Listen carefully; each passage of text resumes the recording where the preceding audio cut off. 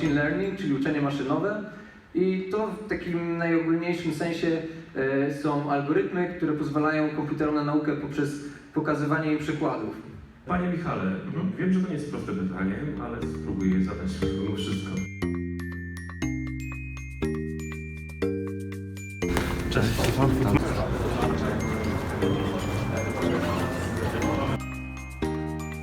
Przyjeżdżamy, żeby zobaczyć, co się dzieje w tej branży.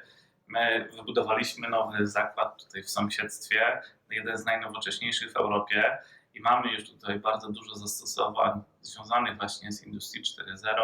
Staramy się też wdrażać rozwiązania inteligentne w naszych fabrykach. Rozwiązania, gdzie tej sztucznej inteligencji używamy w taki sposób bardziej związany z rozwiązywaniem problemów, to są te analizy dużej ilości danych.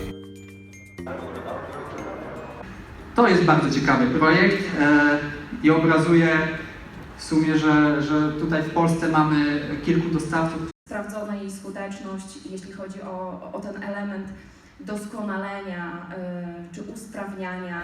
Gdzie możemy w ogóle wykorzystać sztuczną inteligencję w takim Przykładem chociaż mogą być spotykane w każdej gminie, w każdym mieście wodociągi i oczyszczalnie ścieków i różnego rodzaju właśnie predykcje związane z napływaniem ścieków, z ciśnieniami, z tego typu rzeczami.